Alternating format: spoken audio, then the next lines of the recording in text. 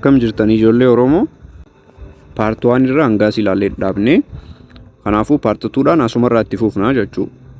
Could used for polite request jechuunis gaaffii kabajaa qabuun fi gaaffii sodaa qabuun gizee wanta tokko gaafachuu barbaannu maal fayyadamna? Could fayyadamna jechuudha. Could used often to make polite jechuunis kabajaa agarsiisuudhaaf gaaffii kabajaa tokko respectful request jechuunis wanta tokko bifa sodaan itti guutamee fi bifa kabajaatiin gaafachuudhaaf yaa'u kana high schoolittis ni beeytanii isiniif haarawaa miti. Example ja could you please help me understanding this difficult lesson?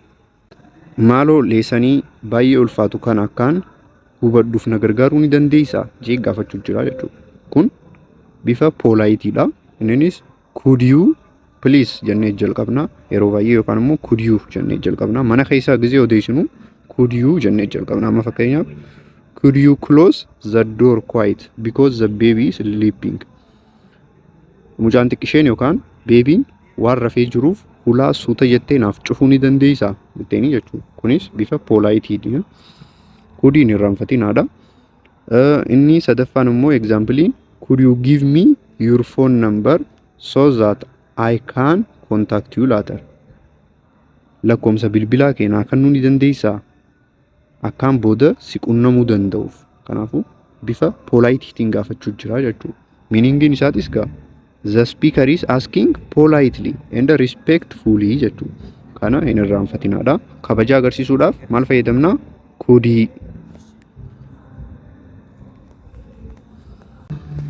Inni sadaffaan immoo could maaliif fayyadamuu dandeenya?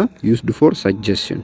Yaada tokko dhiyeessuudhaaf could fayyadamuu ni dandeenya jechuudha. Sometimes could used to suggest idea. Yaada tokko dhiyeessuudhaaf wanta tokko suggest godhuudhaaf jechuunis yaada tokko namaaf dhiyeessuudhaaf wanti kun yoo akkana goone gaariidha jennee yaada tokko dhiyeessuudhaaf maal fayyadamna? Could fayyadamna jechuudha. Example maal jaa? Later he tell her they could go out to dinner again. Maal jaa? Itti himii booda nyaataaf ba'uu akka dandeenyu. Kanaafuu dirqisiisuutti hin jiru jechuunis booda nyaataaf ba'uu ni dandeenya. Kanaafuu yaada dhiyeessuuf jira jechuudha. Yoo itti toluu baate lakki hin baanu asuma nyaanne yoo jettees ni dandeessi jechuudha. Kanaafuu suggestion irra hin dirqisiisu jechuudha. Yaaduma dhiyeessaaf akkana yoo goone yoo fiilmii booda laallees ni dandeenya. Kanaafuu manuma teenya jeetis wanni jechuu ni dandeenya. Meaningin isaa he is suggesting an idea for other meeting. Meetingii kana eega xumurree booda gabbaanee nyaachuu ni dandeenya jee another idea dhiyeessuuf jira jechuudha. Mee more example akka isinii galuuf yaa'u amma isinii galuu baatus isiniif galaa garuu yoo isinii galuu baates gaaffii gizee dalaynu gaaffii exaamii sirriitti ibsaa waliin deemna. We could watch a movie tonight if we finish our homework early ja. Yoo dalagaa keenya dafnee xumurree maal laaluu ni dandeenya? Movie laaluu ni dandeenya galgala. Kanaafuu yoo dalagaa xumuran dafanii movie ni laallaa jechuun jira jechuudha. Suggest godhu jira. Lakki gizee san ni dadhabnaa rafuu qabnaa yoo jees ni danda'a jechuun. After the meeting we could go to cafe and discuss the project more comfortably. Meetingii booda maal jaa gara cafe deemnee waa'ee projectii discuss goonaa comfortably jechuunis bilisaan teenyee itti discuss goonaa jee yaada dhiyeessuuf jira. Yoo barbaades lakki asumatti discuss goonaa cafe deemuun nun barbaachisu jeetis wanni jechuu ni danda'a jechuudha. The speaker offer idea. Idea dhiyeessaaf akkana yoo goone hojii idea dhiyeessaa fi but does not force it. Hin dirqisiisu jechuudha. Yaaduma dhiyeessaa fi inni afuraffaan could used for possibility. Wanti tokko akka uumamuu danda'u akka ta'uu danda'u carraa ta'umsaa tokko ibsuudhaafis maal ni fayyadamna? Could ni fayyadamna jechuudha. Could can also use yookaan show something it is possible kun wanta uumamuu danda'u, wanta occur godhuu danda'u ibsuudhaafis ni fayyadamna jechuudha. Example, she could be in meeting right now, so she cannot answer the phone jedha. Maal jedha? Ishiin amma walgahiirra jiraachuu dandeessi, kanaafi silkii kan hin kaasne jedhan. Kanaafuu maaliif fayyadamna? Ishiin maali walgahiirra jiraachuu dandeessi. Kanaafuu ta'uu baachuus dandeessi, ta'uus dandeessi. Kun akkanumatti wanti tokko ta'uu danda'a jennee ibsuudhaaf kuudii fayyadamna jechuudha. Amma fakkeenyaaf sii fi Fuwaad teessanii gizee biiftuu irratti dawwaltan, Fuwaad maal siin jedha? Biiftuun yoo silkii kaasuu diddee bar ishiin zaatan ni rafti, hirriba keessa jiraachuu dandeessi siin jedha jechuudha. Ishiin kaateetis ta'uu danda'a, maali wanti tokko akkas ta'uu danda'a jedhanii ibsuuf. Example lammaffaan, the weather could become colder later the evening. Weatheriin haalli qilleensaa booda gama galgalaa dhaamocha ta'uu danda'a jennee ibsuudhaaf jechuudha. If we hurry up, we could still catch the last bus to the city. Yoo baay'ee saffisne maal jedha? Baasii isa dhumaallee dhaqqabuu ni dandeenya. Kanaafuu akkanumatti gimmitu jira jechuudha.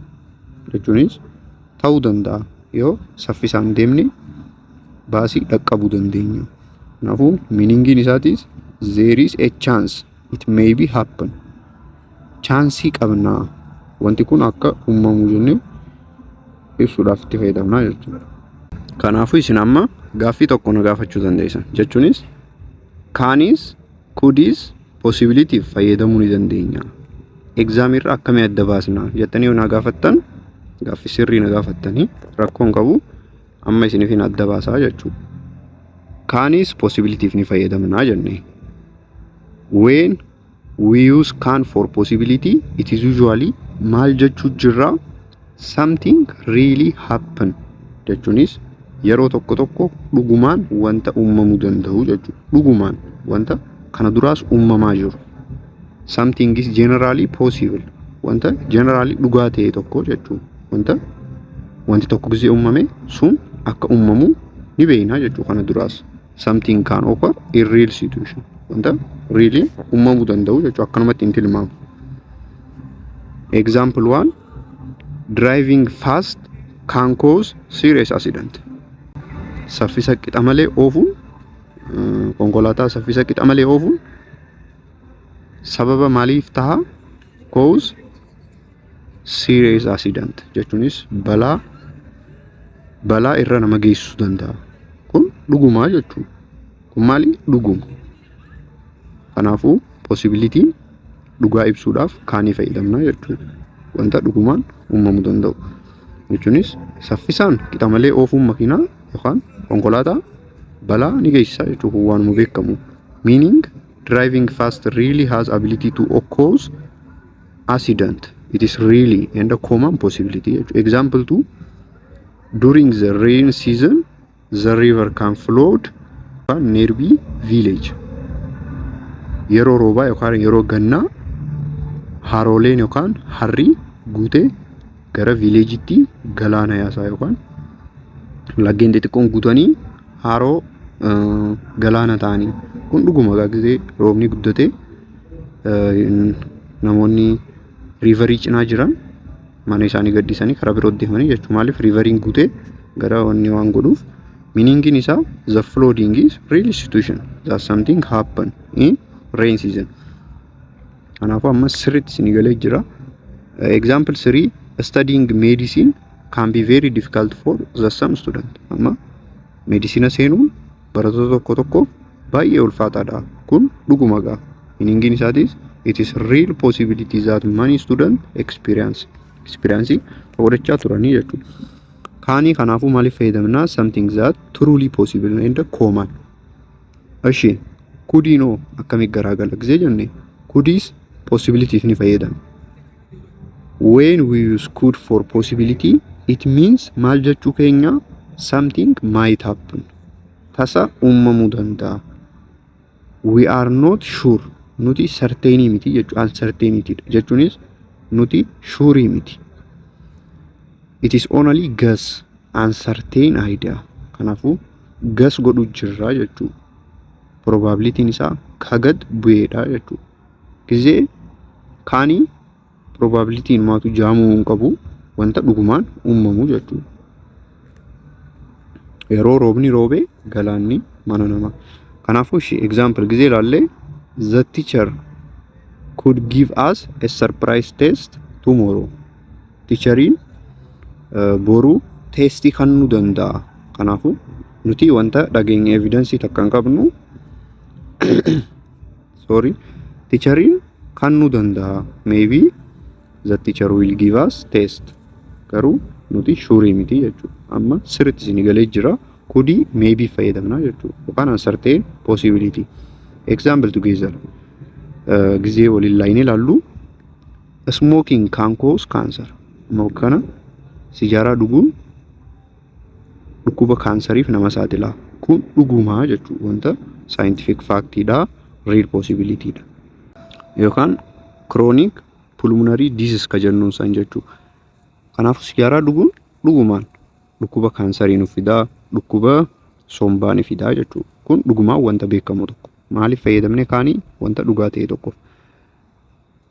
Example lammaffaan immoo he could have a cancer. Doktarri maal jeeni patientii tokkoon dhufee gizee taa'ee bira hojii haasa'u jira. Kaansarii ta'uu danda'a jeen. Kanaafuu doktariin shurii miti ganaa diagnosis goone yookaan hin marammarree akkanumatti shakkee jechuudha. Kaansarii ta'uu danda'a jeen. Kanaafuu gas godhu jira jechuudha. Kanaafuu amma sirriitti adda isinii ba'ee jira. Inni sadaffaan mayidha. Mayinga inninis modal verbidha.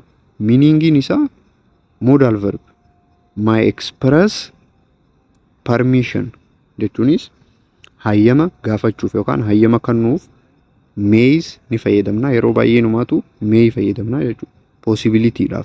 Possibilityidhaafis hunda caala ka fayyadamnu mayidha jechuudha.